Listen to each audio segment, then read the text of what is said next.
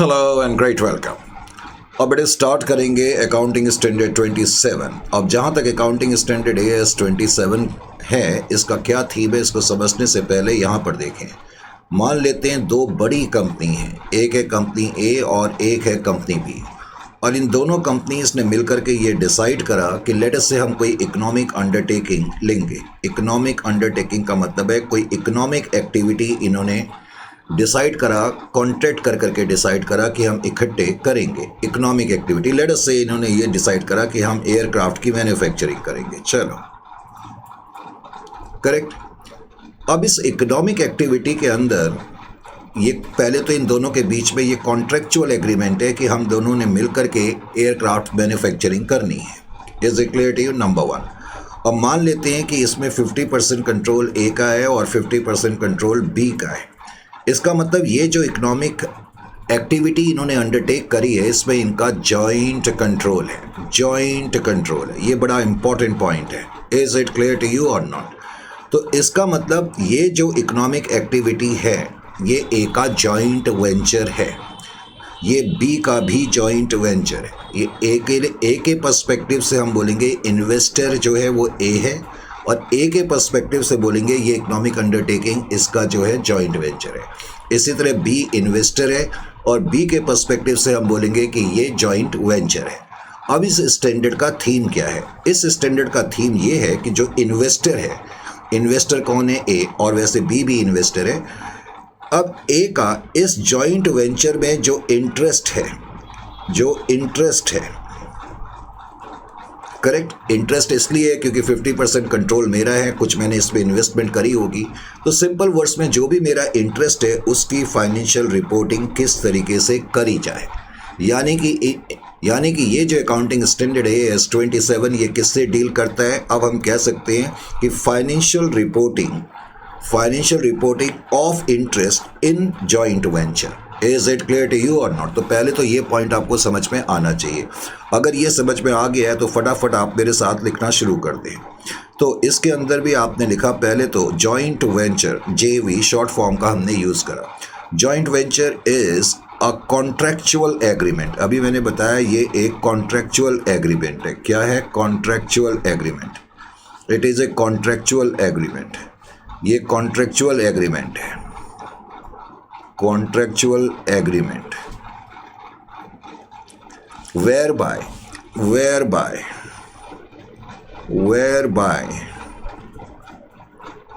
यहाँ तो मैंने दो पार्टी का नाम लिया, दो कंपनी A और B।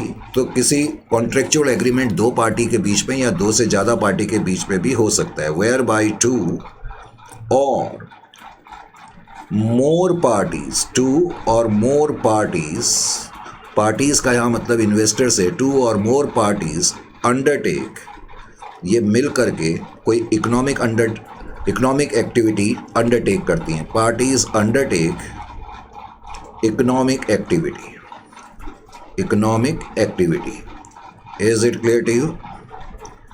और मैंने ये भी बताया था कि जनरली इस इकोनॉमिक एक्टिविटी में इन पार्टीज़ का जॉइंट कंट्रोल रहता है। तो ये भी लिख लें, which is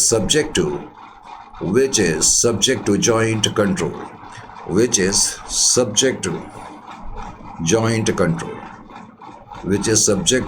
joint control। अब बार बार ये वर्ड जॉइंट कंट्रोल आएगा तो मैं JC लिख दूंगा, जॉइंट कंट्रोल। अब इतना ज़्यादा लिखाने के लिए थोड़ा सा शॉर्ट फॉर्म का हमें यूज़ करना ही पड़ेगा। Is it clear to you? अब जॉइंट कंट्रोल का बेसिकली क्या मतलब है? जॉइंट कंट्रोल का यहाँ मतलब है कि आपस में सलाह मशवरा कर करके कॉन्ट्रैक्ट के मुताबिक जो मेरा शेयर बनता है। Is it clear to you? आपस में सलाह मशवरा कर करके जो मेरा शेयर बनता है इकोनॉमिक एक्टिविटी में उसको जॉइंट कंट्रोल बोलते हैं। Joint control is the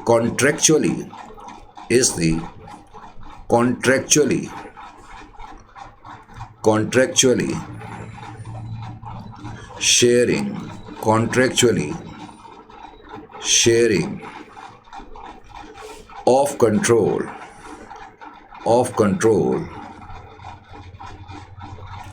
over an economic activity,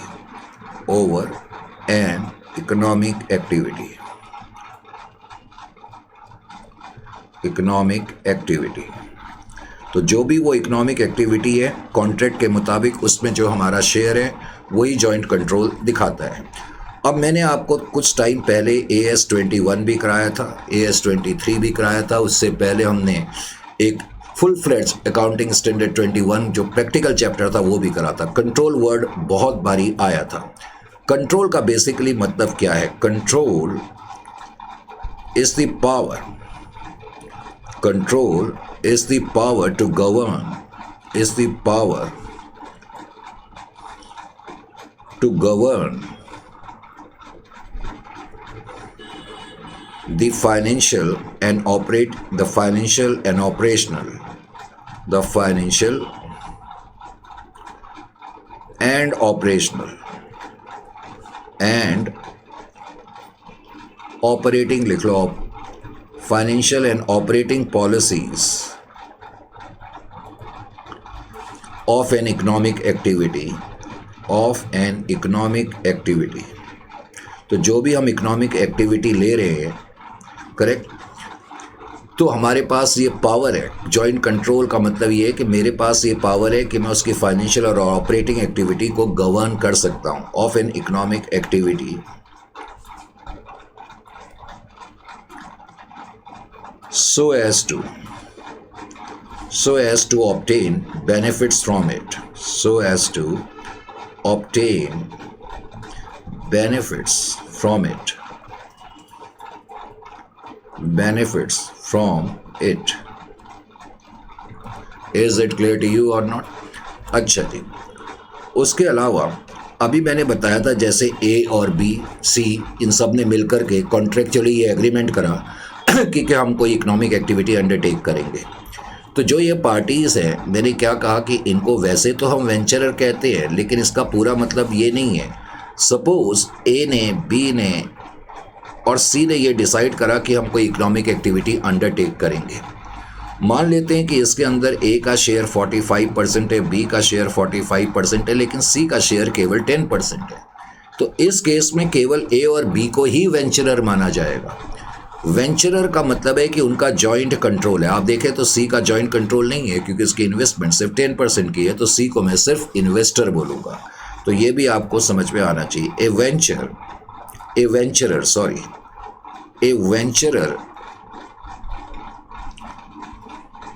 is a party to joint venture. A venturer is a party to a joint venture, and has control। तो अगर उसका control होगा उस company का, उस एंटिटी का, तो तभी हम उसको वेंचरर बोलेंगे। जो मैंने शुरू में एग्जांपल दिया था ए और बी, तो ए और बी दोनों वेंचरर कहलाएंगे क्योंकि दोनों का कंट्रोल था। तो venturer is a party to a joint venture and has control over it, and has control over it. तो कंट्रोल है। जबकि जो मैंने अभी एग्जांपल लिया ए बी सी, इस केस में सी जो है वेंचरर नहीं है, वो सिर्फ इन्वेस्टर कहलाएगा। An investor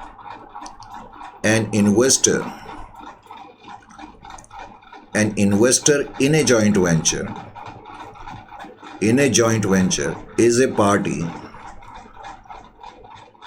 is a party that does not have control, that does not have joint control। तो अगर कोई ऐसी पार्टी है उसका कंट्रोल नहीं है तो उसको सिर्फ इन्वेस्टर बोलेंगे। Does not have joint control, JC joint control. जैसे कि मैंने अभी जो एग्जांपल दिया था उसी को मैं यहाँ बता दूँ। ए है, बी है, सी है। ए का स्टेक 45% है, बी का स्टेक 45% है, सी का स्टेक 10% है, और मान लेते हैं कि ये जॉइंट वेंचर है। अब जॉइंट वेंचर का मतलब इकोनॉमिक एक्टिविटी जो ये तीनों पार्टी मिल करके क्या बोलते हैं, ले रही है, ये जॉइंट वेंचर है। अब इस जॉइंट वेंचर में ए का स्टेक इतना है, बी का स्टेक इतना है, सी का स्टेक इतना है। तो इस केस में ए और बी तो वेंचरर होंगे और सी जो है वो इन्वेस्टर माना जाएगा। Is it clear to you और नॉट? ये चीज़ समझ में आनी चाहिए।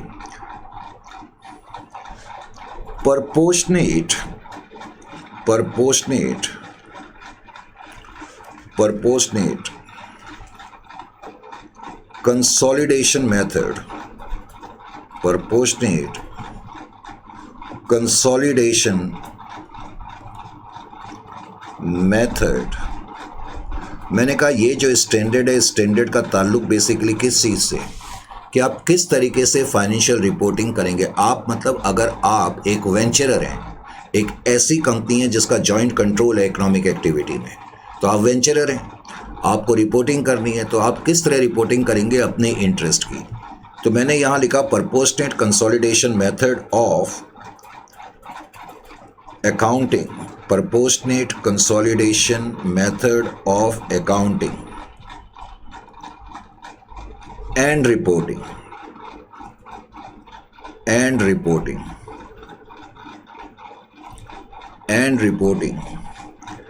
shall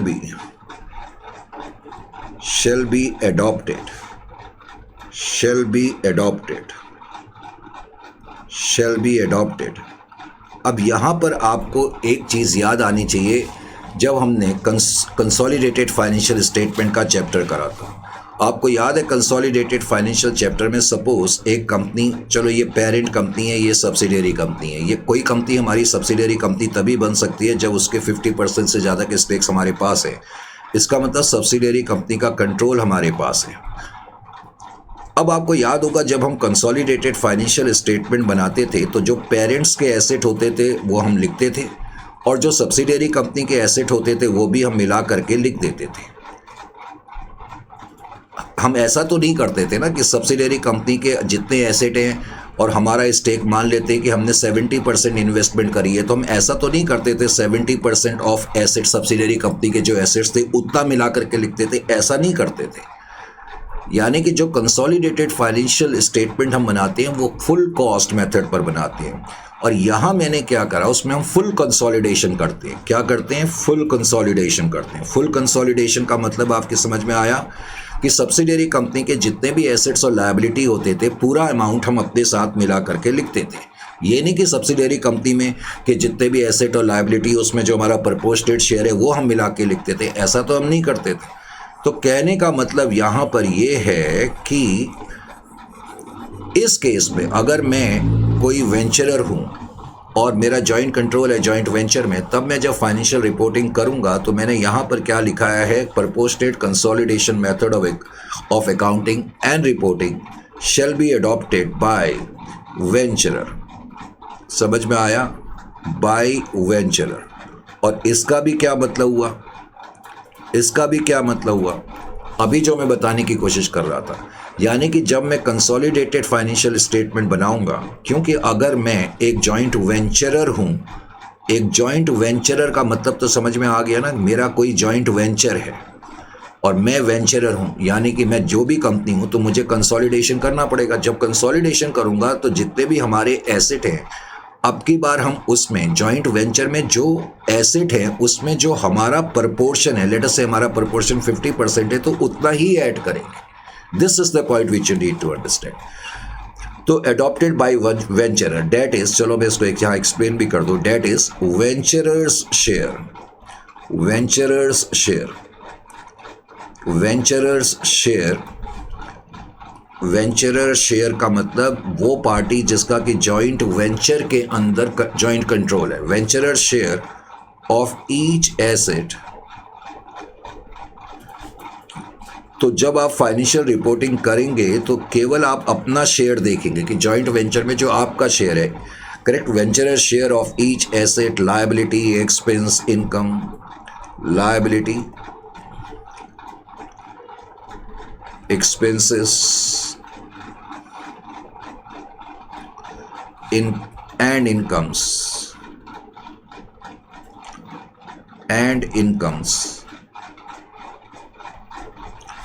in joint venture shall be reported। तो जॉइंट वेंचर में जो आपका शेयर बनता है एसेट में, लायबिलिटी में, इनकम में, एक्सपेंस में, उसी को रिपोर्ट करेंगे। इसको प्रोपोर्शनेट मेथड कहते हैं, shall be reported। समझ में आ गया? Is it clear to you? अगर ये बात समझ में आ गई है तो हम थोड़ा सा आगे बढ़ते हैं। Forms of joint venture, forms of joint venture.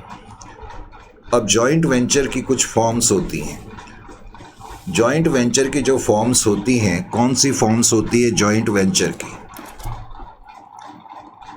Joint venture, forms of joint venture.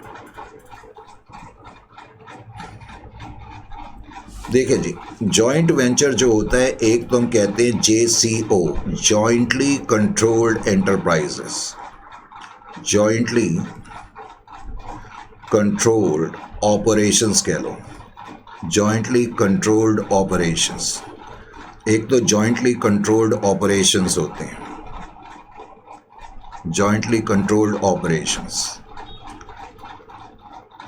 यानी कि जॉइंट वेंचर के अंदर भी कई तरह की फॉर्म्स हो सकती हैं। एक तो जॉइंटली कंट्रोल्ड ऑपरेशंस होती हैं, एक होते हैं जिसको हम बोलते हैं jointly controlled assets, JCA, jointly controlled asset, jointly controlled assets, jointly controlled assets, jointly controlled assets,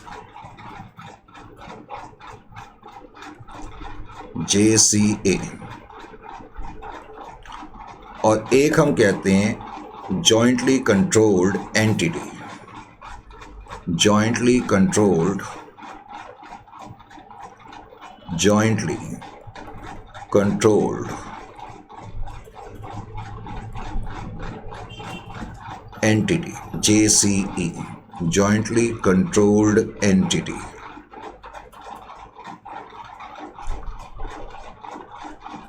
correct. अब ये JCO क्या होते हैं, थोड़ा सा ये तुम्हें मालूम होना चाहिए। Jointly controlled operations, JCO।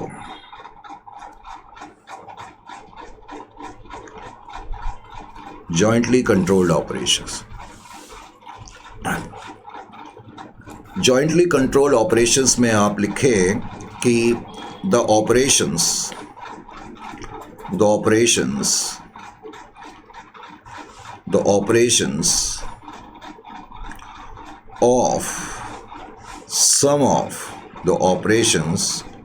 of some of joint ventures, involve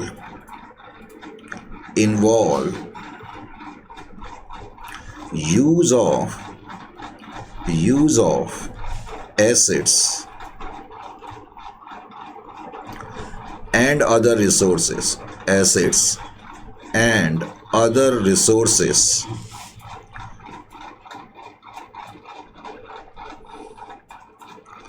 of the venturer,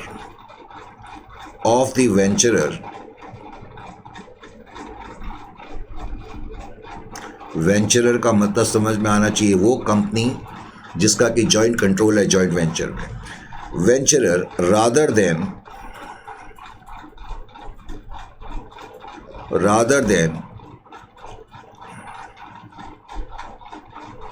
of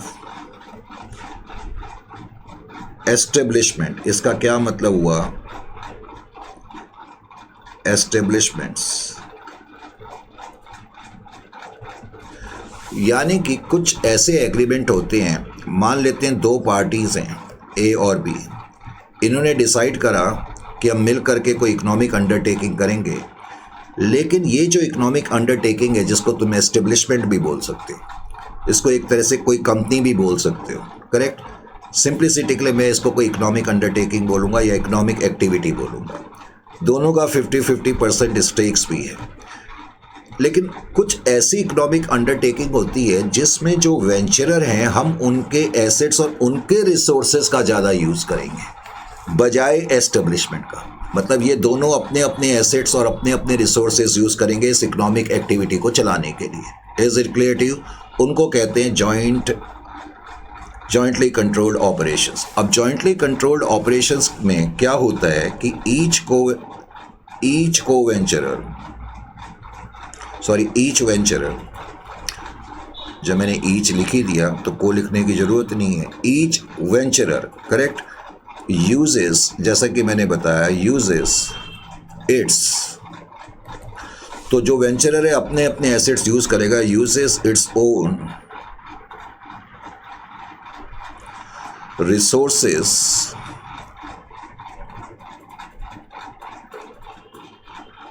and shall also incur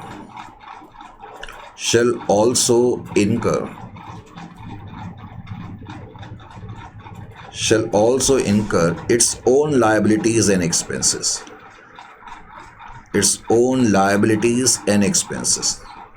समझ में आ गया? यानी कि इकोनॉमिक अंडरटेकिंग को चलाने के लिए ये दोनों अपने अपने रिसोर्सेस यूज़ करेंगे। लायबिलिटी अगर कोई होगी तो उसी को खुद लेंगे, खुद ही डिस्चार्ज करेंगे और एक्सपेंसेस भी खुद ही बियर करेंगे। Is it clear to you और नॉट? अगर मैं इसमें आपको एक एग्जांपल दे करके बताने की कोशिश करूं,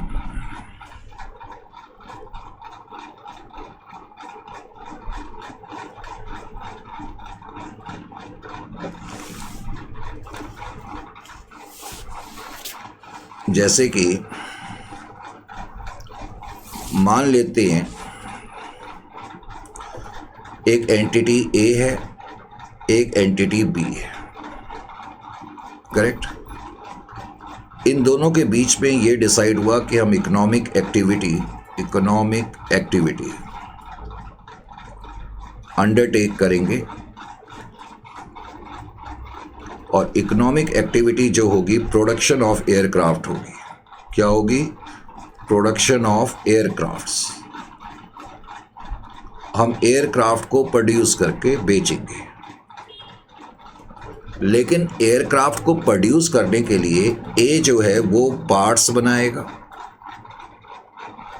खुद पार्ट्स बनाएगा, बॉडी बनाएगा एयरक्राफ्ट की, और बी जो है वो इंजन बनाएगा। तो तुमने क्या देखा इस केस में, इन्होंने डिसाइड तो ये करा कि हम भाई ये इकोनॉमिक एक्टिविटी स्टार्ट करेंगे, लेकिन इस इकोनॉमिक एक्टिविटी के प्रोडक्शन के लिए दोनों अपने अपने रिसोर्सेज यूज़ कर रहे हैं, करेक्ट? ये समझना है। तो प्रोडक्शन ऑफ एयरक्राफ्ट को बेचने के बाद जो भी सेल्स रेवेन्यू होगा वो सेल्स रेवेन्यू ये दोनों पार्टी जो है आपस में मिल करके बांट लेंगे। Is it clear to you or no? समझ में आया कि नहीं आया? तो ये चीज़ तुम्हें समझ में आ जानी चाहिए। अच्छा जी, एक केस स्टडी भी ले लेते हैं साथ साथ, ताकि आपको और ज़्यादा समझ में आ जाए ये मेरे जो भी केस स्टडी है।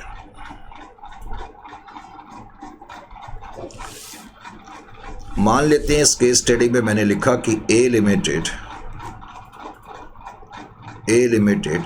And B limited, A limited और बी लिमिटेड जो हैं are engaged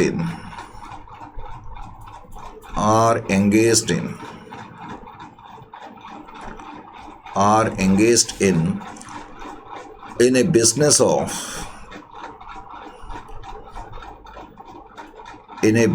of electronic scooters,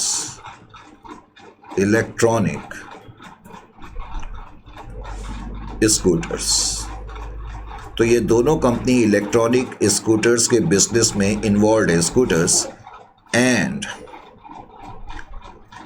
are leaders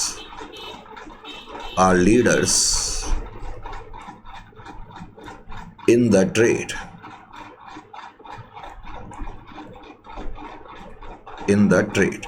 और दोनों जो है मार्केट में लीडर्स भी हैं, लेकिन in order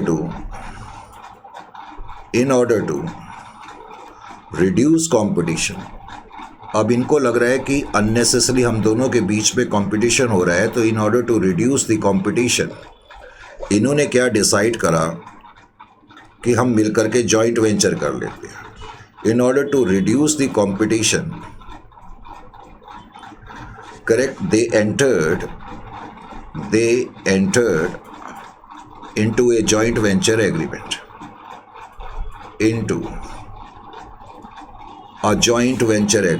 तो इन्होंने कहा कि हम जॉइंट वेंचर कर लेते हैं, जॉइंट वेंचर एग्रीमेंट। तो कभी कभी ऐसा होता है, वैसे प्रैक्टिकल लाइफ में इसका एक एग्जांपल भी है। आपको याद होगा पहले काइनेटिक के अलग से स्कूटर आते थे, स्कूटी आती थी एक्चुअली, और इसी तरह होंडा की भी आती थी, दोनों का मार्केट में अच्छा शेयर था, लेकिन कंपटीशन को वाइप आउट करने के लिए काइनेटिक होंडा नाम से इन्होंने एक जॉइंट वेंचर कर लिया। Anyway, in order to reduce the competition they entered into a joint venture. As per agreement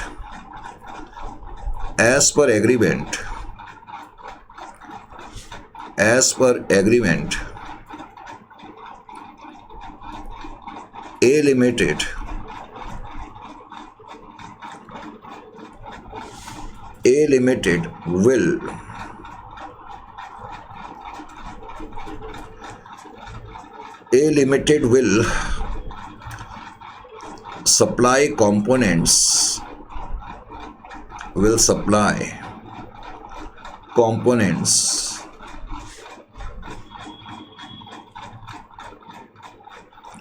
parts and other manufacturing requirements, other manufacturing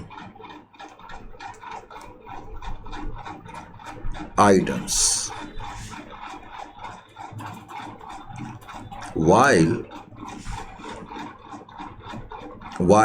अब जो B Limited है, B Limited will manufacture, while B Limited will do the manufacturing. B Limited will do the manufacturing.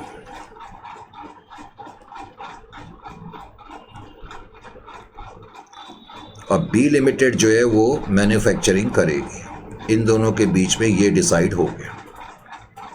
समझ में आ गया? Agreement हो गया, इन्होंने इकोनॉमिक अंडरटेकिंग ले ली क्या कि हम मिल करके मैन्युफैक्चर करेंगे, लेकिन एट द सेम टाइम एक पार्टी जो है वो सप्लाई करेगी कंपोनेंट, दूसरी पार्टी असेंबल करेगी। रिस्पेक्टिव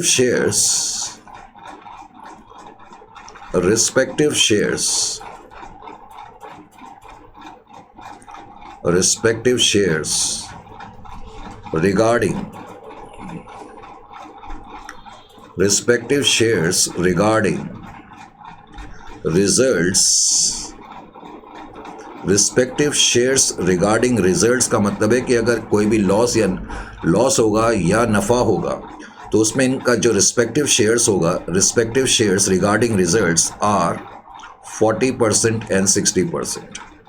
तो 40% और 60% में ये जॉइंट वेंचर के रिजल्ट्स को बियर करेंगे। ये इनके बीच में एग्रीमेंट है, म्यूचुअल एग्रीमेंट है। Is it clear to you? अच्छा, आगे में एक लाइन और लिखा दी, जब मैंने इतना लिखा ही दिया है तो थोड़ा और क्लियर करने के लिए। expenses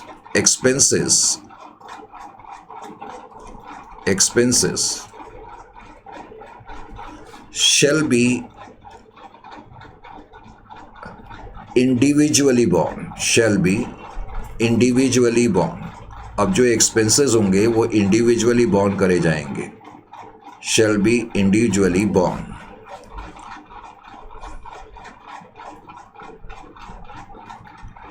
correct. क्वेश्चन ये है कि show the treatment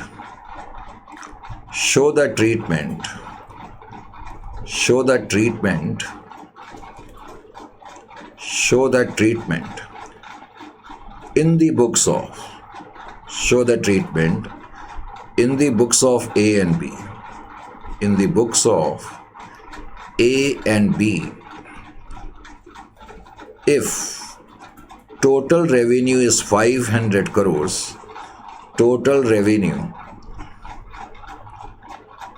revenue is 500 crores। अगर टोटल रेवेन्यू 500 crores है and expenses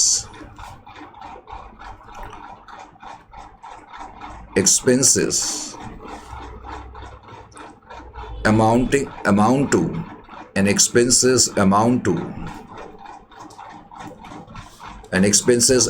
to 100 ब्रैकेट में लिखो of A and 200 of B।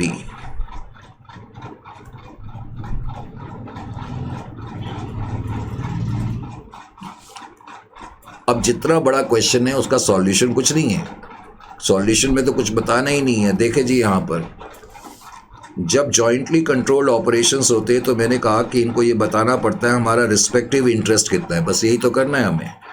तो इसका जो रिस्पॉन्स होगा वो क्या होगा, क्वेश्चन नाम का बड़ा लग रहा है लेकिन मुझे चीज़ें बतानी थी इसलिए मुझे बताना पड़ा। बुक्स ऑफ, अब पहले तो बुक्स ऑफ, अब इस केस में एक तो है ए लिमिटेड और दूसरी है B limited, A limited B limited, isn't it. अब इस क्वेश्चन में दिया हुआ है जो रेवेन्यू है, मैंने 500 लिखाया था, रेवेन्यू मैंने 500 लिखाया था। अब जो 500 का रेवेन्यू है वो आप 40% और 60% के रेशियो में बांट दें, 40:60% के रेशियो में। तो 500 का 40% 200 करोड़ हो जाएगा, रुपीस इन करोड़।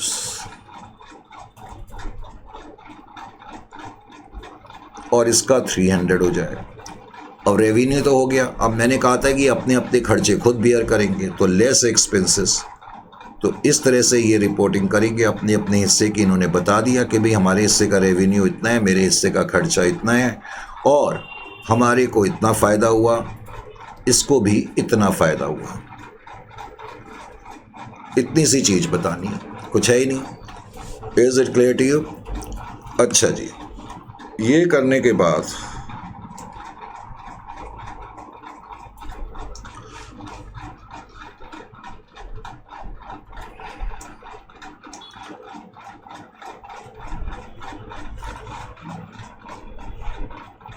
अब हम थोड़ा आगे की तरफ बढ़ते हैं। जो दूसरी फॉर्म मैंने आपको बताई थी, मैंने बताया था जॉइंटली कंट्रोल्ड एसेट, JCA। एक तो जॉइंटली कंट्रोल्ड ऑपरेशंस मैंने बताया शुरू में, अब है jointly controlled asset. Jointly controlled asset, is it clear to you? अब जॉइंटली कंट्रोल्ड एसेट, आप बोलोगे सर दोनों में फ़र्क क्या है? पहले वाले में क्या था, इससे पहले वाले जो हमने करा था उसमें क्या था, इन्होंने इकोनॉमिक अंडरटेकिंग को स्टार्ट करी थी और उस इकोनॉमिक अंडरटेकिंग को चलाने के लिए ये अपने अपने रिसोर्सेज यूज़ कर रहे थे। ये तो है जॉइंटली कंट्रोल्ड ऑपरेशन, यानी कि इस ऑपरेशंस को करने के लिए अपने अपने रिसोर्सेज इस्तेमाल कर रहे थे। अब है jointly controlled asset. Jointly controlled asset का मतलब ये हो गया कि अब की बार इन्होंने क्या डिसाइड करा, जो इकोनॉमिक एक्टिविटी होगी वो एक एसेट होगी और उस एसेट को ये दोनों जॉइंटली कंट्रोल करेंगे, बस ये फ़र्क है। Is it clear to you और नॉट? ये अपनी तरफ से कुछ नहीं लगा रहे, लेकिन उस एसेट की जो ओनरशिप है दोनों के पास है। ये आपको समझना है, इसमें डिफरेंस समझ में आ गया जॉइंटली कंट्रोल्ड एसेट और जॉइंटली कंट्रोल्ड ऑपरेशंस में। तो सम जॉइंट वेंचर्स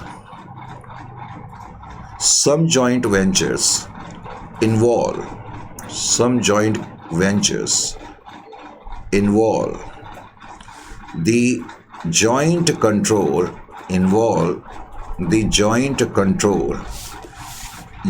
control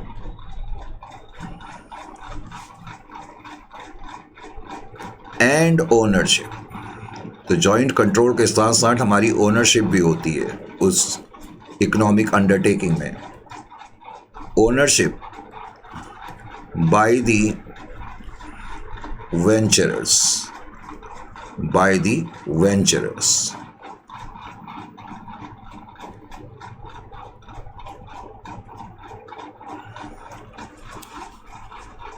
अब जो एसेट है, यहां इकोनॉमिक एक्टिविटी क्या है? एसेट है। इकोनॉमिक एक्टिविटी जो इन्होंने इकोनॉमिक एक्टिविटी अंडरटेक करी है, इकोनॉमिक एक्टिविटी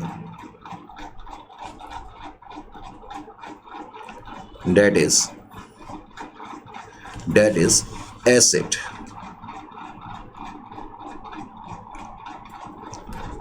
तो इकोनॉमिक एक्टिविटी क्या है? एसेट है।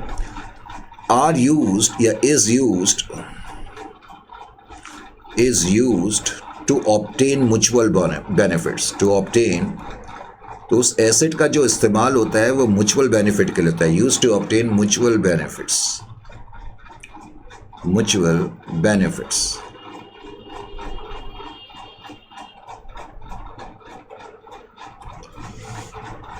अब इसका मैं तुम्हें एक एग्जाम्पल कह लो, केस स्टडी कह लो, कुछ भी कह लो।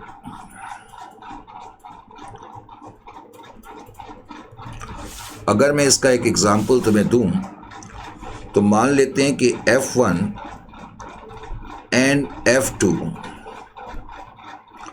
Limited are oil producing enterprises. ये ऑयल प्रोड्यूस करती हैं, ऑयल प्रोड्यूसिंग एंटरप्राइजेस। क्या करती है? ऑयल प्रोड्यूस करती है enterprises. And enter into a contract. अब इन्होंने डिसाइड करा कि हम एक कॉन्ट्रैक्ट कर लेते हैं, enter into a contract, correct, enter into a contract to operate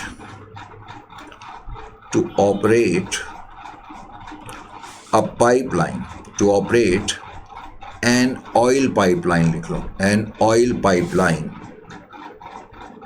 तो इन्होंने डिसाइड करा कि हम एक पाइपलाइन ऑपरेट करेंगे, that would be jointly controlled, that would be jointly controlled, और जो कि जॉइंटली कंट्रोल्ड होगी।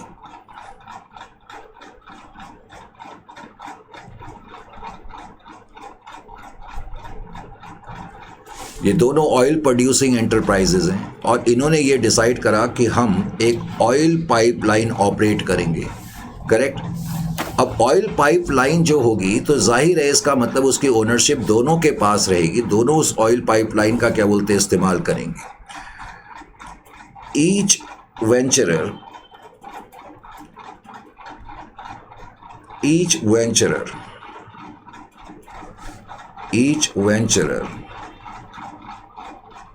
shall use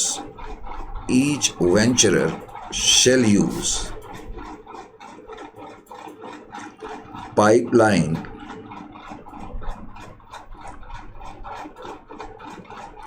each venturer shall use pipeline to transport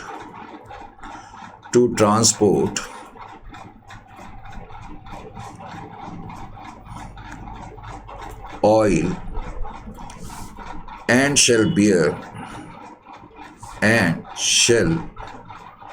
bear proportion of expenses। तो ये एग्जाम्पल हो गया। Is it clear to you और not? समझ में आ गया कि नहीं? तो जॉइंटली कंट्रोल्ड ऑपरेशन अलग चीज है, जॉइंटली कंट्रोल्ड एसेट का मतलब है जो एसेट है उसकी ओनरशिप जो है दोनों के पास है। Is it clear to you और नॉट? ऐसा भी हो सकता है जैसे दो एंटरप्राइज है, मान लेते हैं F1 और F2 ने ये डिसाइड करा कि हम कोई मल्टी कॉम्प्लेक्स बनाएंगे और मल्टी कॉम्प्लेक्स बना करके इन्होंने इसको किराए पे चढ़ा दिया। तो ये जो एसेट है दोनों के जॉइंटली कंट्रोल में है और जो रेंट आएगा वो दोनों ये शेयर कर लेंगे। तो ये जो होते हैं जॉइंटली कंट्रोल्ड एसेट की सिचुएशन होती है। अब हम आते हैं इसके अगले हिस्से में और ये हिस्सा है, इसको हम बोलते हैं जॉइंटली कंट्रोल्ड एंटिटीज। क्या बोलते हैं? Jointly controlled entities. जॉइंटली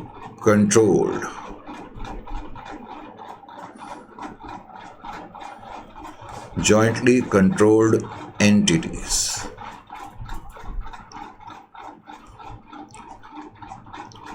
अब जॉइंटली कंट्रोल्ड एंटिटीज क्या होती हैं?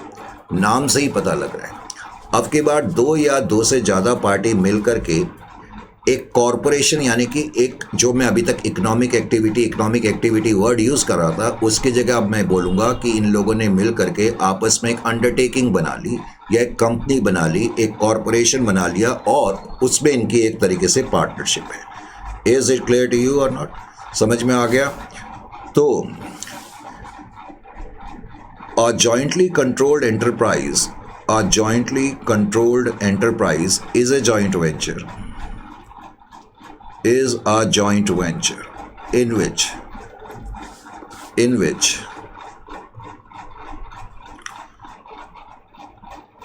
which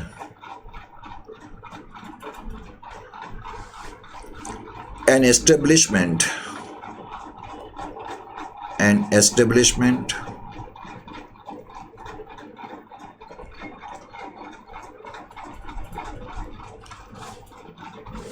या इसको as which is an establishment और कॉरपोरेशन, अ कॉरपोरेशन, ऐसे सेंटेंस ठीक तरह बनेगा नहीं, इसको ऐसे कर देते हैं a jointly controlled enterprise, a joint venture, just wait, इसको ऐसे लिखो, a jointly controlled enterprise, a joint venture which involves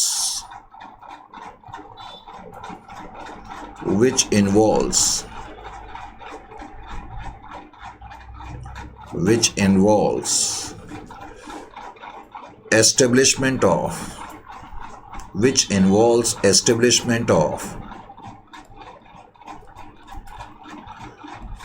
a corporation, यानी कि उसमें हम कोई कंपनी बना सकते हैं कॉरपोरेशन, या कोई पार्टनरशिप भी बना सकते हैं, पार्टनरशिप फर्म भी बना सकते हैं, कॉरपोरेशन और पार्टनरशिप और other entity,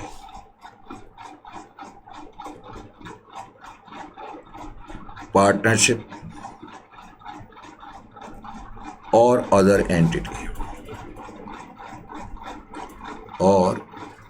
entity, of course in which, और उस एस्टेब्लिशमेंट में या उस कॉरपोरेशन में या उस पार्टनरशिप में प्रत्येक जॉइंट वेंचर का जो है वो स्टेक रहेगा, इन विच ईच वेंचरर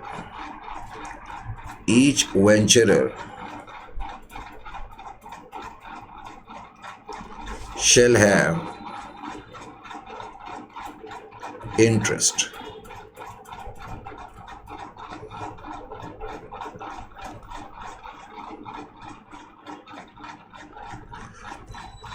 तो ये होती है जॉइंटली कंट्रोल्ड एंटरप्राइज।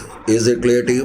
अब जाहिर है कि अब जॉइंटली कंट्रोल्ड एंटरप्राइजेस को देखने के बाद अब आगे हम क्या करेंगे, इसके लिए ज़रा 5 मिनट का ब्रेक लेंगे और उसके बाद फिर हम इसको चर्चा करेंगे, बल्कि 5 से 7 मिनट ब्रेक के हो सकते हैं। मैं ज़रा चाय ले लूँ, मिलते हैं फिर आपसे अभी नेक्स्ट सेशन में, नहीं क्लास अभी जारी।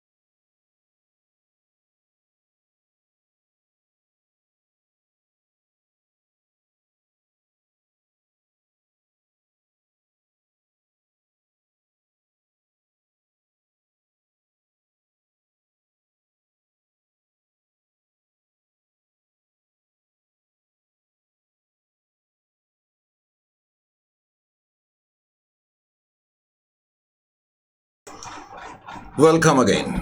तो नेक्स्ट टॉपिक है, अब जाहिर है कि jointly controlled enterprises consolidated financial statement जब बनाएंगी तो कैसे बनाएंगी। तो नेक्स्ट टॉपिक ही मैंने लिखा financial reporting of interest in jointly controlled enterprise. अब मैं इन्वेस्टर हूँ लेकिन मेरे पास जॉइंट कंट्रोल है, तो मैं वेंचरर भी हूँ, और मान लेते हैं किसी जॉइंटली कंट्रोल्ड एंटरप्राइजेस में मैं वेंचरर हूँ। Is it clear to you? तो अब मुझे ये सीखना है कि जो मेरा इंटरेस्ट है जॉइंटली कंट्रोल्ड एंटरप्राइजेस में, कंसोलिडेटेड फाइनेंशियल स्टेटमेंट में मैं उसको किस तरीके से रिपोर्ट करूँगा। Consolidated financial statement, consolidated financial statement में मैं अपना इंटरेस्ट यानी कि अपने हिस्से किस तरीके से रिपोर्ट करूँगा। Consolidated financial statements, surprisingly AS 23-27 में से मुझे लगता है कि इस साल क्वेश्चन आ सकता है। अब ये जो क्वेश्चन मैं करा रहा हूँ, करेक्ट, ये जो क्वेश्चन मैं करा रहा हूँ कुछ ऐसा ही क्वेश्चन आप एक्सपेक्ट कर सकते हैं, और अगर वो 16 मार्क का भी आ जाए तो हैरत नहीं होनी चाहिए। तो केस स्टडी, केस स्टडी में मैंने क्या लिखा कि कंसोलिडेटेड डाटा, आपको कंसोलिडेटेड डाटा गिवन है, consolidated data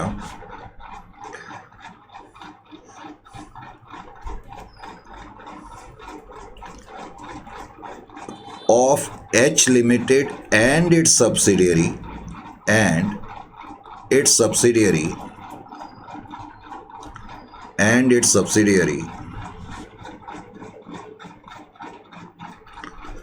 S Limited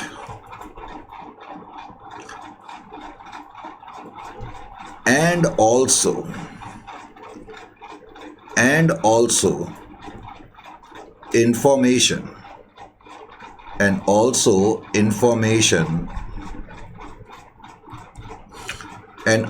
information of J Limited। अब J Limited जो है हमारा जॉइंट वेंचर है जिसमें हमारे कुछ हिस्से होंगे, related to year ended 31/3/2025 is furnished। तो आपको ये डाटा दिया हुआ है। अब ये जो डाटा आपको दिया हुआ है, क्वेश्चन की शुरुआत में मैंने लिखा H limited and it's subsidiary. एक तो H लिमिटेड और उसकी सब्सिडियरी है कोई, और उनका कंसोलिडेटेड डाटा दिया है, यानी कि H लिमिटेड के एसेट और सब्सिडियरी कंपनी के एसेट और लायबिलिटी तो मिला करके दिए हुए हैं। जैसे कि मैंने अब इसमें जब आपको इन्फॉर्मेशन दी तो मैंने 3 कॉलम आपके लिए बनाए। एक में तो मैंने लिखा डिटेल्स, फिर मैंने इसमें लिखा consolidated balance sheet figures of H limited and it's subsidiary, H limited and it's 100% subsidiary. जो सब्सिडियरी कंपनी है वो भी हमारी होली ओन्ड सब्सिडियरी कंपनी है, 100% सब्सिडियरी कंपनी S लिमिटेड। यानी कि इस कॉलम में जो भी मैं फिगर लिखूंगा वो H लिमिटेड और S लिमिटेड की कंसोलिडेटेड फिगर्स हैं, और इस कॉलम में मैंने लिखा J लिमिटेड, यानी कि जो जॉइंट वेंचर है, यानी कि जो जॉइंट वेंचर है, करेक्ट, जो हमने अंडरटेकिंग, हम लोगों ने जो वेंचरर्स हैं जिन लोगों ने कोई कंपनी खोली होगी जॉइंटली कंट्रोल्ड एंटरप्राइज, तो उससे रिलेटेड इंफॉर्मेशन है। इंफॉर्मेशन ये है कि इशूड शेयर कैपिटल। अब इशूड शेयर कैपिटल आपको मान लेते हैं कंसोलिडेटेड बैलेंस शीट में 10,000 की है, और ये जो कंपनी आपने खोली है जॉइंटली कंट्रोल्ड एंटरप्राइज, उसकी शेयर कैपिटल 5,000 की है। उसके अलावा मैंने इंफॉर्मेशन में लिखा रिजर्व्स। अब रिजर्व्स जो हैं 17,250 के हैं और 10,000 के हैं। उसके बाद मैंने लिखा डिवेंचर्स। डिवेंचर्स जो हैं कंसोलिडेटेड फिगर, ये एच लिमिटेड और एस लिमिटेड की कंसोलिडेटेड फिगर है। मैं बार बार कह रहा हूँ, जैसे हम कंसोलिडेटेड बैलेंस शीट में फिगर लिखते थे जब हमने AS21 करा था, तो 7,500 ये जॉइंटली कंट्रोल्ड एंटरप्राइजेस की फिगर है, करेक्ट। उसके अलावा मैंने करंट लायबिलिटीज़ भी लिखी। करंट लायबिलिटी 22,750 और इसकी हमने लिखी 12,500। ये तो मैंने लायबिलिटी साइड के आइटम लिख दिए। एसेट साइड के आइटम में मैंने लिख दिया property plant and equipment. Property plant and equipment मान लेते हैं 32,500 का है और इसका 20,000 का है। कितने का? 20,000 का। फिर मैं मान लेता हूँ इन्वेस्टमेंट इन जे लिमिटेड। इन्वेस्टमेंट इन जे लिमिटेड, इसका मतलब आप एच लिमिटेड है, एक तो आपकी सब्सिडियरी है। आपको मालूम है जब हम सब्सिडियरी कंपनी की कंसोलिडेशन करते हैं तो सब्सिडियरी कंपनी में जो इन्वेस्टमेंट होती है वो कंसोलिडेटेड बैलेंस शीट में नहीं आती थी, तो इसलिए हमने जो सब्सिडियरी कंपनी में इन्वेस्टमेंट करी है वो तो नहीं दी है। अब एच लिमिटेड ने किसी जॉइंटली कंट्रोल्ड एंटरप्राइजेस के अंदर भी इन्वेस्टमेंट करी होगी, यानी कि जो एच लिमिटेड है उसकी कोई सब्सिडियरी भी है, करेक्ट, और कोई जॉइंटली कंट्रोल्ड एंटरप्राइज यानी कि उसका कोई जॉइंट वेंचर भी है। तो जॉइंटली कंट्रोल्ड एंटरप्राइजेस में हमारी इन्वेस्टमेंट 10,000 की है। जे लिमिटेड जो है वो जॉइंटली कंट्रोल्ड एंटरप्राइज है। Is it clear to you? जिसमें कि आपकी इन्वेस्टमेंट 10,000 की है। उसके अलावा करंट एसेट्स आपको गिवन है 17,500 के, 17,500 और 15,000 के। ये आपकी एसेट साइड का टोटल हो गया। नीचे मैंने इंफॉर्मेशन में लिखा कि एच लिमिटेड एक्वायर्ड 50% स्टेक्स। देखो 50% से ज़्यादा होते हैं तो सब्सिडियरी बनती है। 50% है तो वो सामने वाली कंपनी मेरी क्या बनेगी? अब वैसे तो यहाँ खैर लिखा हुआ है एच लिमिटेड एक्वायर्ड 50% स्टेक्स इन जे लिमिटेड, और क्वेश्चन में दे ही दिया कि जे लिमिटेड आपका, इस क्वेश्चन में तो खैर लिख ही दिया कि जे लिमिटेड आपका जॉइंट वेंचर है। H limited acquired 50% stakes in J limited on 1/4/2024 for rupees 10,000 when reserves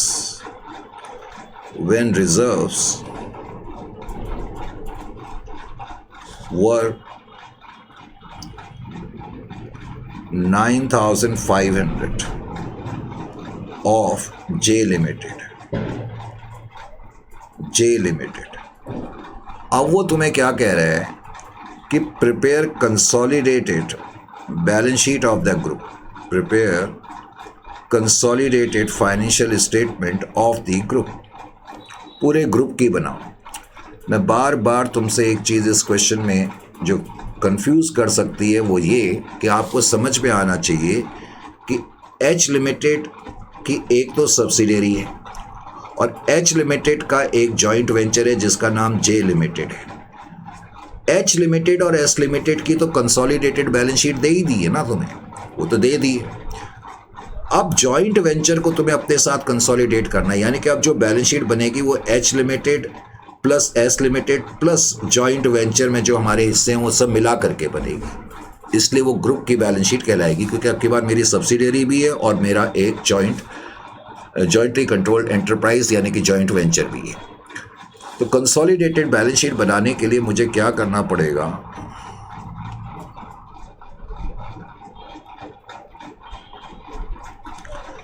देखिए जी, सबसे पहले तो आप ये देखें जो आपने इन्वेस्टमेंट करी है उसकी कॉस्ट कितनी है।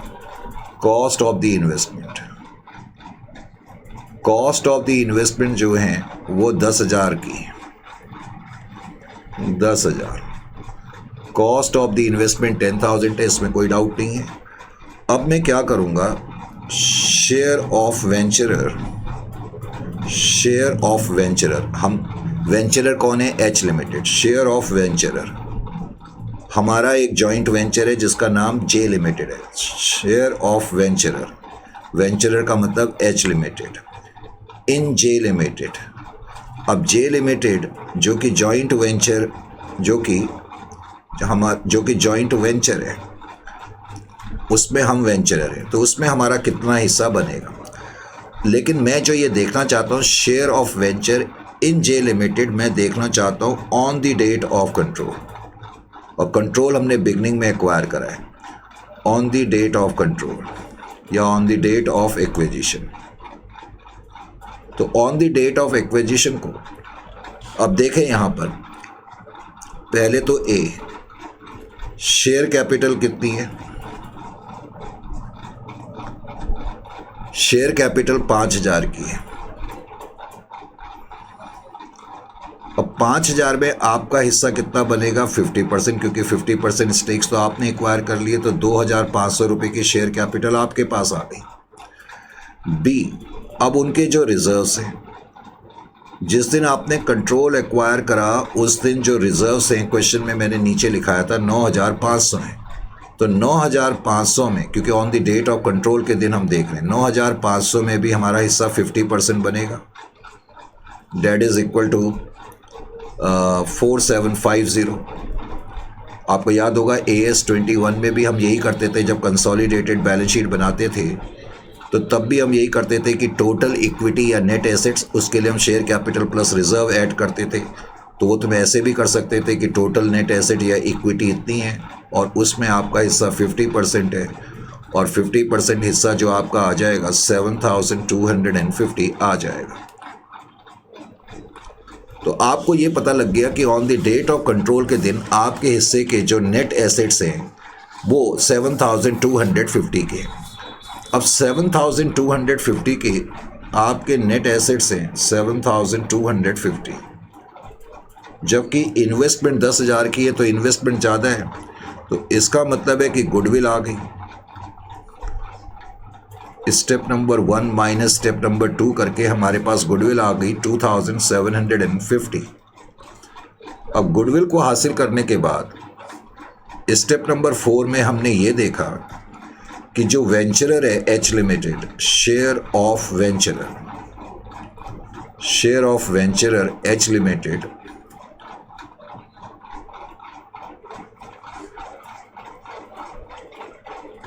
इन पोस्ट एक्विजिशन रिजर्व्स। अब पोस्ट एक्विजिशन रिजर्व्स हम देखेंगे पहले तो। अब इसमें देखने की क्या ज़रूरत है, 10,000 क्लोजिंग बैलेंस है बैलेंस शीट में जो लिखा हुआ है, करेक्ट। 10 जे लिमिटेड के कॉलम में देखना है, जे लिमिटेड के कॉलम में 10,000 का बैलेंस है और नीचे लिखा है कि बिगनिंग की डेट को 9,500 का बैलेंस है। इसका मतलब ड्यूरिंग द ईयर में 500 रुपये का प्रॉफिट कमाया और ड्यूरिंग द ईयर का पीरियड सारा पोस्ट एक्विजिशन है, तो ये 500 पोस्ट एक्विजिशन है और उसमें हमारा हिस्सा जो है 50% हो गया 250, करेक्ट। अब ये चीज़ें करने के बाद हम इस पोजीशन में हैं कि अब हम ग्रुप की कंसोलिडेटेड फाइनेंशियल स्टेटमेंट बना सकते हैं। तो consolidated balance sheet of HS and joint venture, समझ में आया। जो हमारा जॉइंट वेंचर है उसमें जो हमारे हिस्से होंगे अब मैं ऐड कर दूंगा। लेकिन मैंने आपको क्या बताया था, इसकी जब अकाउंटिंग करी जाती है, financial reporting of interest in joint venture, तो उसमें हम प्रपोर्शनेट मेथड यूज़ करते हैं। प्रपोर्शनेट मेथड का मतलब समझाने से पहले तो शेयर कैपिटल,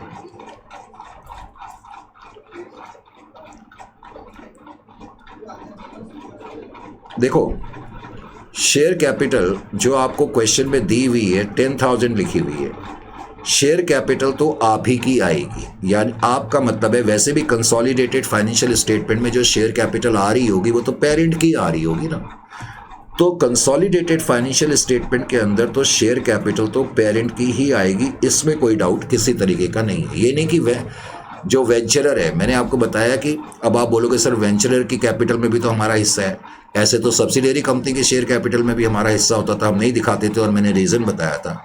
वेंचरर की कैपिटल में जो हमारा हिस्सा था उसका यूज़ ऑलरेडी गुडविल की कैलकुलेशन के लिए हो चुका है, तो इसलिए उसको तुम यहाँ पर अब नहीं लिखोगे। उसके अलावा फिर हम यहाँ पर लिखेंगे रिजर्व्स। अब जो रिजर्व्स एच और एस लिमिटेड के कंसोलिडेटेड फिगर आपको ऑलरेडी गिवन है क्वेश्चन में 17,250, जो फर्स्ट कॉलम है जिसमें एच और एस मैंने लिखा था उसमें 17,250 रिजर्व्स के आगे लिखा हुआ है। अब इसमें तुम ऐड कर दोगे जो तुम्हारा पोस्ट एक्विजिशन हिस्से में हिस्सा आया। अभी अभी मैंने बताया कि पोस्ट एक्विजिशन रिजर्व जो जॉइंटली कंट्रोल्ड एंटरप्राइज का है उसमें आपका हिस्सा जो है इतना है, तो plus post acquisition share plus post acquisition share of reserve in joint venture. तो जॉइंट वेंचर के जो पोस्ट एक्विजिशन रिजर्व है उसमें जो तुम्हारा हिस्सा है वो तुमने ऐड कर करके लिख दिया। अब 17,500 जो है बैलेंस शीट में फिगर आ जाएगी। Is it clear to you और नॉट? समझ में आ रहा है कि नहीं? तो बहुत ही आसान है, कोई मुश्किल नहीं है। डिवेंचर्स लेकिन बच्चे करते नहीं हैं तो तब प्रॉब्लम होती है। अगर यही क्वेश्चन एग्जामिनेशन में आ जाए, जिसने नहीं करा होगा वो सोचेगा पता नहीं क्या आ गया, जिसने करा होगा वो तो बोलेगा मजे आ गए। इसी तरह से कंसोलिडेटेड जो फर्स्ट कॉलम में आपने 10,000 तो लिखा ही हुआ है। अब जो जॉइंटली कंट्रोल एंटरप्राइजेस में डिवेंचर्स हैं उसमें आपका प्रपोर्शन ऐड होगा 50% ऑफ 7,500। जॉइंटली कंट्रोल एंटरप्राइज के जो डिवेंचर है 7,500 है, उसमें आपका हिस्सा इतना बनेगा, तो 3,750, यानी कि जो आपका हिस्सा है वो उतना ही ऐड करेंगे, इसीलिए इसको प्रपोर्शनेट शेयर मेथड बोलते हैं। उसके अलावा करंट लायबिलिटी हमारी तो 22,750 की, लेकिन जॉइंटली कंट्रोल्ड एंटरप्राइज की जो है वो 12,500 की है, तो उसका 50% ऑफ 12,500 डेट इज 6,250। तो ये 6,250 और ये ऐड कर करके आ जाएगा 29,000। तो अल्टीमेटली आपकी जो लायबिलिटी साइड का टोटल है वो 70,250 आना चाहिए, 70,250। Is it clear to you? अब जहाँ तक एसेट साइड का सवाल था उसमें प्रॉपर्टी प्लांट एंड इक्विपमेंट थी। प्रॉपर्टी प्लांट एंड इक्विपमेंट जो थी पहले कॉलम में, यानी कि जो कंसोलिडेटेड फिगर है एच और एस की, तो 32,500 है। अब जो जॉइंटली कंट्रोल्ड एंटरप्राइज है उसकी जो प्रॉपर्टी प्लांट एंड इक्विपमेंट है वो 20,000 है, लेकिन हम पूरे 20,000 ऐड नहीं करेंगे, केवल हमारा जो प्रपोर्शन है वो ऐड करेंगे 10,000, 42,500। अब उसके बाद गुडविल लिखना मत भूलना, 2750 जो आपने वर्किंग नोट में कंप्यूट करी थी। उसके अलावा जो इन्वेस्टमेंट है वो नहीं आएगी, करेक्ट?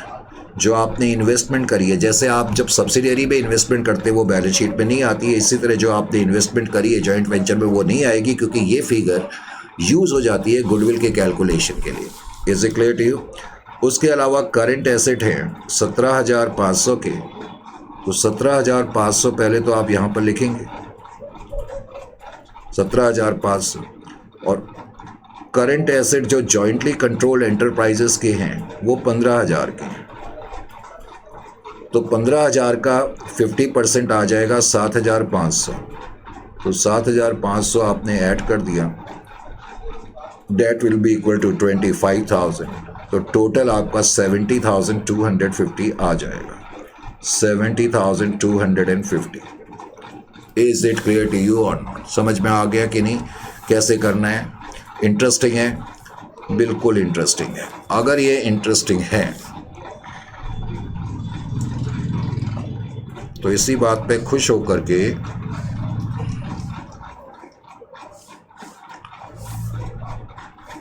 अगर आप कह रहे हो सर बड़ा इंटरेस्टिंग है, तो एक इंटरेस्टिंग सा क्वेश्चन और हो जाए और उसके बाद फिर हम रैप अप करेंगे।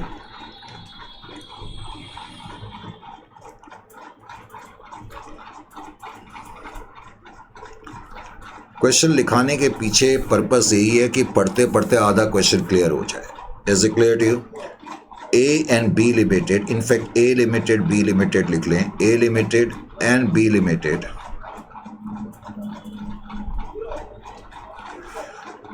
and C Limited formed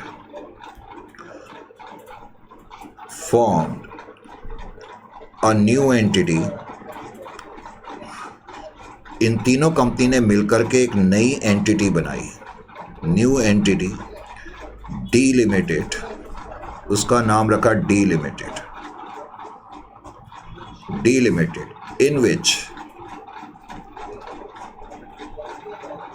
in which A Limited shall have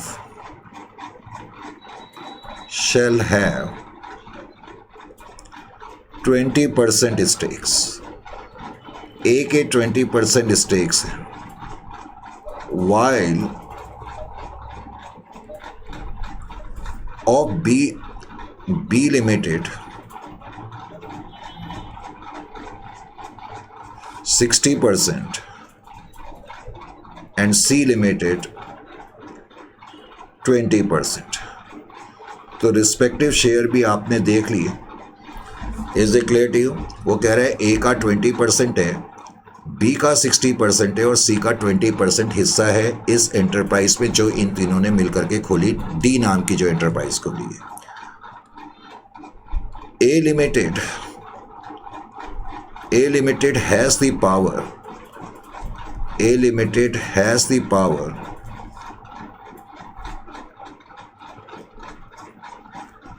to control, A Limited has the power to control financial policies, financial and operating policies, financial and operating policies. तो ए के पास ये power है कि वो financial और operating policies को control करे, while others do not have such powers, others do not have such powers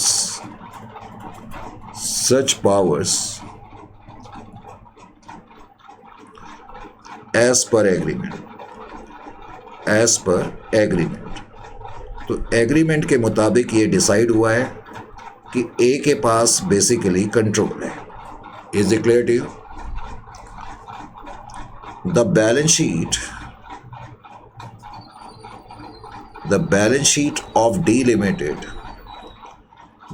sheet of D Limited is as follows। Balance sheet of D Limited is as follows। अब D Limited नाम की जो ये jointly control enterprise है उसकी balance sheet तुम्हें दी हुई है। चलो डेट भी लिख लो, as follows, as at 31st of 3/2027 मान लेते हैं।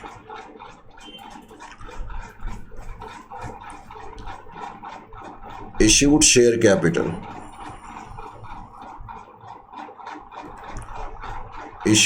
capital that is equal to 10 lakh। Reserves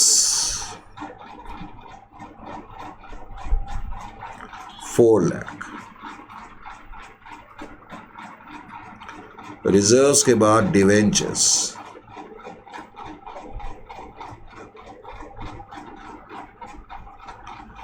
3,20,000 और करंट लायबिलिटीज 2,80,000। 20 lakhs। ये तो इनकी लायबिलिटी साइड की पोजीशन जॉइंटली कंट्रोल्ड एंटरप्राइज की है, करेक्ट, जॉइंट वेंचर की है। इसका मतलब property plant and equipment 13 lakhs और मैंने लिखाया current asset 7 lakh. Asset side में केवल 2 ही आइटम मैंने लिखा है और टोटल है 20 lakhs। टोटल कितना हो गया? 20 lakhs हो गया, करेक्ट। अच्छा जी, A limited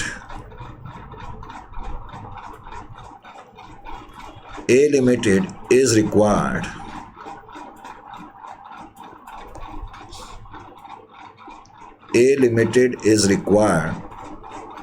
to prepare CFS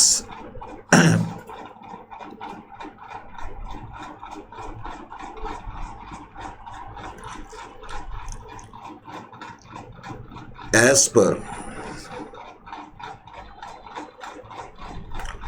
AS23 and B Limited is required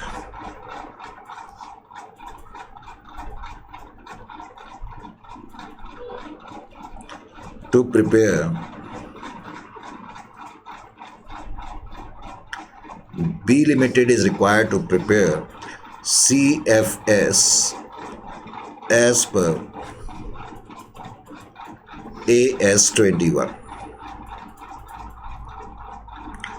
यानी कि इस क्वेश्चन में कंसोलिडेटेड फाइनेंशियल स्टेटमेंट बनानी तो है, लेकिन इस क्वेश्चन में वो कह रहे हैं जो ए लिमिटेड नाम की कंपनी है उसको AS23 के हिसाब से बनानी है और बी लिमिटेड को जो बनानी है वो AS21 के हिसाब से बनानी है। अब मैं तुम्हें रीज़न भी बता देता हूँ कि ऐसा क्यों कहा होगा। देखिए जी, इस रीज़न को समझने से पहले आपको ये समझना होगा,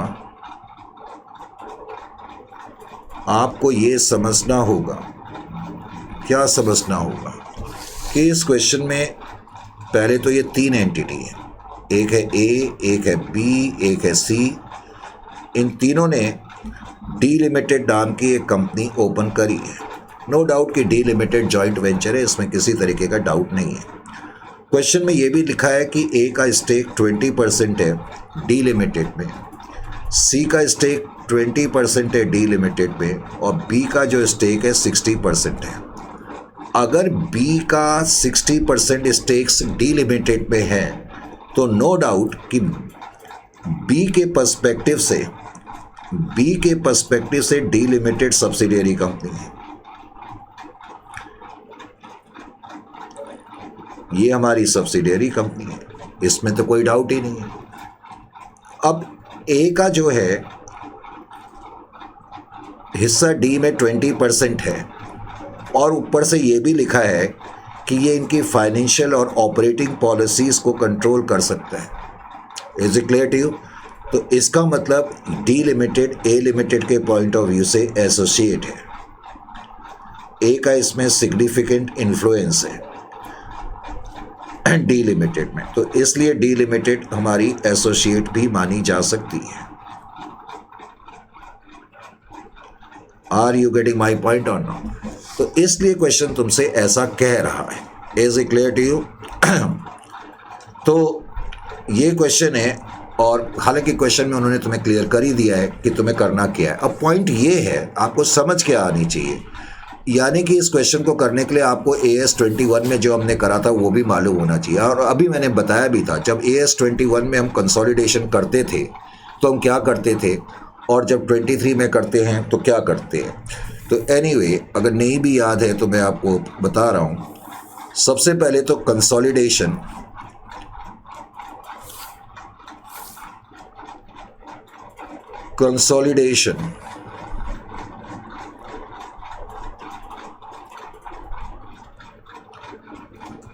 by B Limited as per AS21, क्योंकि ये हमारी सब्सिडियरी कंपनी है जब AS21 के मुताबिक हम कंसोलिडेशन करेंगे, AS21 के मुताबिक कंसोलिडेशन करेंगे, तो पॉइंट ये है कि आपको बस ये बताना है उस केस में जब हम कंसोलिडेशन करेंगे तो ये आइटम्स हैं, तो ये उसने jointly control enterprise D limited का आइटम्स हमें दिए। जब मैं अपनी, देखो हमारे आइटम बी लिमिटेड के तो दिए नहीं है, मैं वैसे बता रहा हूँ कि हमारे जो भी आइटम होंगे उसमें हम पूरे 13 लाख को कंसीडर करेंगे, पूरे 13 लाख को लेंगे, क्योंकि जब AS21 में करते हैं तो उसमें तो पूरे का पूरा अमाउंट ऐड होता है ना। हम पूरे 13 लाख ऐड करेंगे, पूरे 7 लाख ऐड करेंगे, करंट लायबिलिटी भी ऐड करेंगे, डिवेंचर्स भी ऐड करेंगे, रिजर्व्स भी ऐड करेंगे, इजंट इट और नॉट। तो कहने का मतलब है जब हम कंसोलिडेशन करेंगे तो उस 21 के हिसाब से जब हम कंसोलिडेशन करते हैं तो उस केस में हम सारे आइटम कंसीडर करते हैं। Is it clear to you? तो जब मैं कंसोलिडेशन करूंगा तो उस केस में मैं लिखूंगा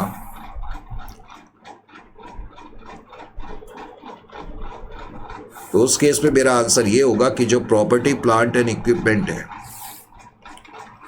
जो प्रॉपर्टी प्लांट एंड इक्विपमेंट है उसको तो मैं पूरी 13 लाख की फिगर्स पर इंक्लूड करूंगा, पूरी 13 लाख की फिगर पर इंक्लूड करूंगा। Is it clear to you? उसके अलावा जो करंट एसेट होंगे वो पूरे 7 लाख की फिगर पर इंक्लूड होंगे। बस क्वेश्चन तुमसे ये पूछ रहा है। इसी तरह करंट लायबिलिटी भी जो होंगी पूरी 2,80,000 की फिगर पर आप इंक्लूड करेंगे अपने एसेट्स और मतलब लायबिलिटी में, और डिवेंचर्स जो है 3,20,000 की फुल फिगर पर आप इंक्लूड करेंगे।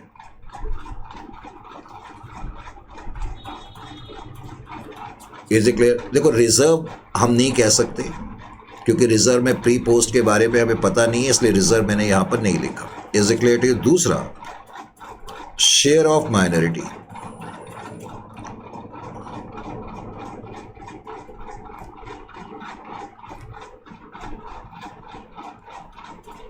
शेयर ऑफ माइनॉरिटी आप कैसे निकालेंगे मुझे ये बताओ। तो उसके लिए आपको ये देखनी पड़ेगी कि इनके शेयर कैपिटल और रिजर्व्स कितने हैं। बैलेंस शीट के अंदर शेयर कैपिटल और रिजर्व्स जो है 10 + 4 14 लाख के हैं। इजंट इट और नॉट?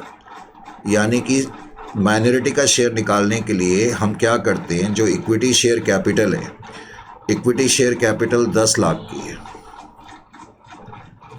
प्लस उसमें हम रिजर्व्स ऐड कर देते हैं।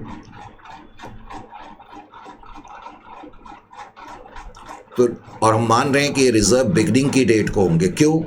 क्योंकि जब नीचे कुछ नहीं लिखा रहता रिजर्व्स के बारे में, मैंने पहले भी आपको AS21 में भी बताया, अगर रिजर्व्स के बारे में नीचे कुछ नहीं लिखा होता है तो मान के चलते हैं कि बिगनिंग की डेट को, यानी कि बिगनिंग में रिजर्व्स इतने थे। तो रिजर्व्स में जो बैलेंस है वो है आपका कितना बैलेंस था, 4 लाख। तो टोटल 14 लाख का है। उस 14 लाख में माइनॉरिटीज़ का हिस्सा कितना हो जाएगा? माइनॉरिटीज़ का हिस्सा 40% है, तो माइनॉरिटी का हिस्सा इंटू 40%, क्योंकि 60% हिस्सा जो है वो आपका है। तो 2,80,000 माइनॉरिटी का इंटरेस्ट होगा। वैसे तो ये जो है equity on the date of acquisition है, लेकिन हमें क्वेश्चन में लिखा नहीं है कि ड्यूरिंग द ईयर में कितना प्रॉफिट कमाया गया। अगर ड्यूरिंग द ईयर में जो प्रॉफिट कमाया होता तो उसमें जो माइनॉरिटी का शेयर होता वो भी मैं ऐड करता, लेकिन वो हम ऐड नहीं कर सकते। तो माइनॉरिटी का क्योंकि उसके बारे में इंफॉर्मेशन नहीं है, तो 2,80,000 ही हम दिखा सकते हैं।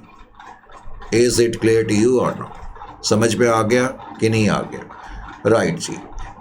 तो उसके अलावा अब क्वेश्चन ये कह रहा है कि अगर मैं कंसोलिडेशन करता AS23 के हिसाब से, कंसोलिडेशन बाय ए लिमिटेड,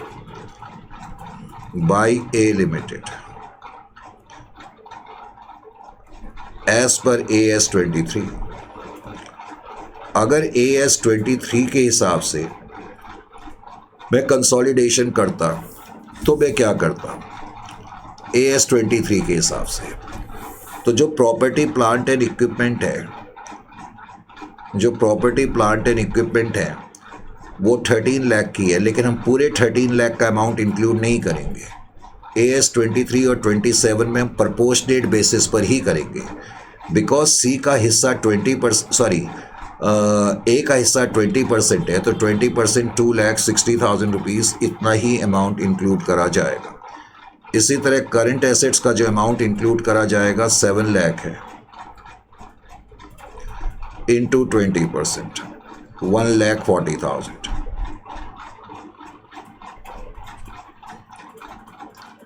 उसके अलावा लायबिलिटीज़ का जो अमाउंट है 2,80,000 है, उसमें हमारा हिस्सा जो है 20% है। हमारा हिस्सा कितना है? 20% है, तो 56,000।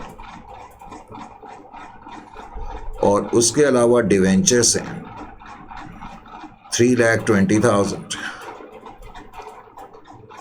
इंटू 20%, 64। तो इस तरीके से, यानी कि इसमें ये चेक करा जा रहा है कि आपको 23 और 21 की चीज़ें भी याद है या नहीं है, कि किस तरह से हम कंसोलिडेशन करा करते थे। उसके अलावा, हालांकि ये तुम्हारे काम का तो नहीं है, लेकिन फिर भी मैंने लिख दिया, financial reporting of interest. Financial reporting of interest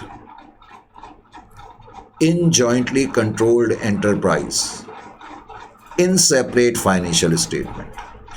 ये तो मैंने बताया कि जो इन्वेस्टर है उसकी कोई जॉइंटली कंट्रोल्ड एंटरप्राइज है और उसमें जो उसके हिस्से होते हैं, तो कंसोलिडेशन कैसे करा जाता है। लेकिन सेपरेट फाइनेंशियल स्टेटमेंट अगर मैं बनाता तो उसमें मैं क्या करता, तो उसमें हमें कुछ नहीं करना पड़ता। उसमें हम अपनी इन्वेस्टमेंट को जो दिखाएंगे, कैसे दिखाएंगे, इन वेंचरर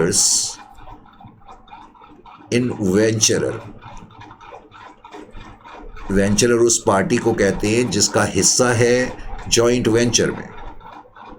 इन वेंचरर्स सेपरेट फाइनेंशियल स्टेटमेंट, यानी कि जो उसकी इंडिविजुअल फाइनेंशियल स्टेटमेंट होती हैं, तो in venturer separate financial statement interest in jointly controlled enterprise is accounted for as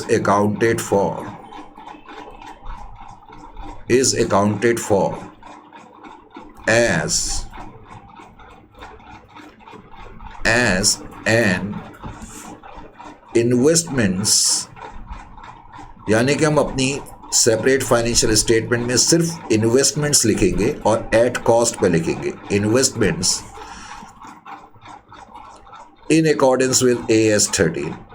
in accordance with AS13 का मतलब है कि उसको कॉस्ट पे दिखाएंगे, इन अकॉर्डेंस विद AS13। बस ये चीज़ आपको याद रखनी है। ऑब्जेक्टिव टाइप क्वेश्चन अगर पूछ लिया जाए तो is it clear to you? तो ये है आपका AS27। लेकिन AS27 से पहले आपको AS21 पढ़ना चाहिए, फिर 23 पढ़ना चाहिए, उसके बाद AS27 करना चाहिए, तब ये ज़्यादा कॉन्सेप्ट क्लियर होते हैं।